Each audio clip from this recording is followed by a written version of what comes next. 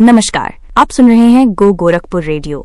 आज साल का आखिरी दिन है, यानी 31 दिसंबर 2025। उम्मीद है कि आने वाला साल आपके लिए ढेर सारी खुशियां लेकर आएगा। बुलेटिन की शुरुआत करते हैं आज की 3 सबसे अच्छी और पॉजिटिव खबरों के साथ। पहली अच्छी खबर ये है कि शहर को जलभराव से मुक्ति दिलाने के लिए प्रशासन ने अब तक का सबसे ठोस एक्शन प्लान तैयार कर लिया है। दूसरी खबर, नए साल के जश्न को देखते हुए प्रशासन ने बेहतरीन ट्रैफिक व्यवस्था की है ताकि आप बिना किसी परेशानी के घूम सकें। और तीसरी खबर रेलवे से है, जहां नए कैलेंडर में हमारी संस्कृति और आधुनिकता की झलक देखने को मिलेगी। चलिए अब विस्तार से जानते हैं शहर का हाल। सबसे पहले बात मौसम की। पहाड़ों पर हुई बर्फबारी का सीधा असर गोरखपुर में दिख रहा है। मौसम विभाग का कहना है कि नए साल यानी 2026 की सुबह घने कोहरे के साथ होगी।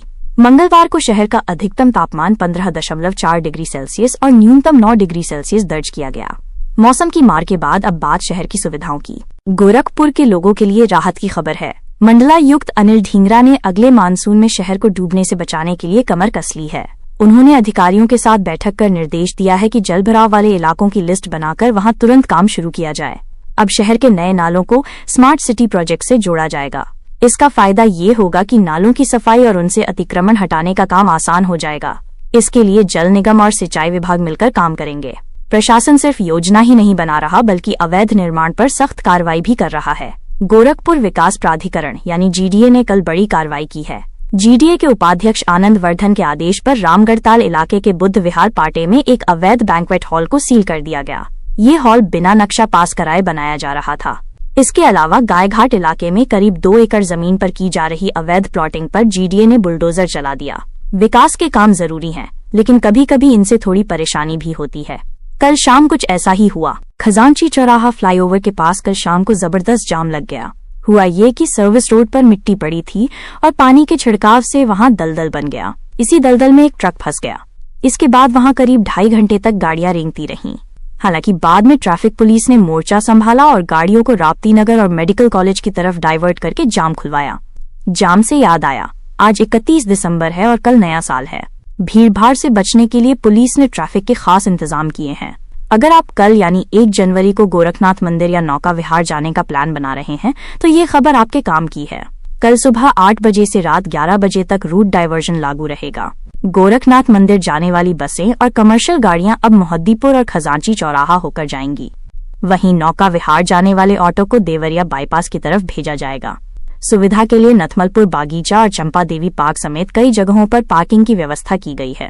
अब रुख करते हैं कुछ राजनीतिक और प्रशासनिक खबरों की तरफ, जिनका असर सीधा आप पर पड़ेगा। वोटर लिस्ट को लेकर एक बड़ा अपडेट आया है। चुनाव आयोग ने वोटर लिस्ट पुनरीक्षण कार्यक्रम की तारीखों में बदलाव किया है। अब मतदाता सूची का ड्राफ्ट 6 जनवरी 2026 को जारी होगा। अगर आपको लिस्ट में कोई गड़बड़ी लगती है तो आप 6 फरवरी तक अपनी आपत्ति दर्ज करा सकेंगे। फाइनल वोटर लिस्ट अब 6 मार्च 2026 को प्रकाशित की जाएगी। अब बात शिक्षा जगत की। मदन मोहन मालवीय प्रौद्योगिकी विश्वविद्यालय में चल रहा 8 दिन का फैकल्टी डेवलपमेंट प्रोग्राम कल खत्म हो गया। इस प्रोग्राम का विषय था एक्सप्लेनेबल एआई। समापन समारोह में डीन प्रोफेसर वी.के. गिरी ने कहा कि आर्टिफिशियल इंटेलिजेंस का इस्तेमाल पूरी ईमानदारी और पारदर्शिता के साथ होना चाहिए ताकि समाज को इसका सही फायदा मिल सके। वहीं गोरखपुर विश्वविद्यालय से एक चिंताजनक खबर भी आई है। दीनदयाल उपाध्याय गोरखपुर विश्वविद्यालय में परीक्षा के दौरान कल 10 छात्र नकल करते पकड़े गए। इनमें से एक छात्र बीसीए का है और 9 छात्र होटल मैनेजमेंट के हैं। फ्लाइंग स्क्वाड ने इन्हें रंगे हाथों पकड़ा। विश्वविद्यालय प्रशासन ने इन सभी के खिलाफ नियमों के मुताबिक कार्रवाई शुरू कर दी है। अब नजर डालते हैं स्वास्थ्य सेवाओं पर। बीआरडी मेडिकल कॉलेज में लापरवाही का एक बड़ा मामला सामने आया है। यहाँ इलाज के लिए आए एक 10 साल के बच्चे को स्ट्रेचर तक नहीं मिला। बच्चे का हाथ टूटा हुआ था और परिजन उसे गोद में उठाकर डॉक्टर के पास ले गए। हद तो तब हो गई जब बच्चे को फर्श पर बैठाकर इलाज किया गया और ग्लूकोज की बोतल स्टैंड की जगह दीवार पर लगी खूंटी पर टांग दी गई। कॉलेज के प्राचार्य डॉक्टर रामकुमार जायसवाल ने कहा है कि मामले की जांच की जाएगी और दोषियों पर कार्रवाई होगी। थोड़ा मूड बदलते हैं और बात करते हैं रेलवे और संस्कृति की। पूर्वोत्तर रेलवे ने नए साल 2026 के लिए अपना कैलेंडर जारी कर दिया है। इस बार का कैलेंडर बहुत खास है। इसके पन्नों पर आपको अयोध्या के राम मंदिर, वाराणसी की गंगा आरती और वंदे भारत एक्सप्रेस की शानदार तस्वीरें देखने को मिलेंगी। रेलवे के महाप्रबंधक उदय बोरवणकर ने इस कैलेंडर का विमोचन किया। खेल के मैदान से भी एक अच्छी खबर है। भारतेंदु यादव को गोरखपुर जिला पावर लिफ्टिंग संघ का निर्विरोध अध्यक्ष चुना गया है। उनके साथ सत्येंद्र सिंह को महासचिव बनाया गया है। नवनियुक्त अध्यक्ष ने कहा है कि उनका पूरा जोर खिलाड़ियों को अच्छी ट्रेनिंग देने और ज्यादा से ज्यादा प्रतियोगिताएं कराने पर होगा। और अब आखिर में शहर की क्राइम रिपोर्ट। गोरखपुर पुलिस ने पिपराइच में हुए छात्र हत्याकांड की गुत्थी सुलझा ली है। 26 दिसंबर को छात्र सुधीर भारती की हत्या कर दी गई थी। पुलिस जांच में पता चला है कि हत्या की वजह सोशल मीडिया पर स्टेटस लगाने को लेकर हुआ विवाद था। पुलिस ने इस मामले में एक नाबालिग समेत 5 लोगों को गिरफ्तार किया है। इनके पास से हत्या में इस्तेमाल की गई पिस्टल भी बरामद कर ली गई है। दूसरी तरफ पुलिस ने अपराधियों पर शिकंजा कसना जारी रखा है। हरपुर बुधर थाने की पुलिस ने पशु तस्करों के एक गिरोह पर बड़ी कार्रवाई की है।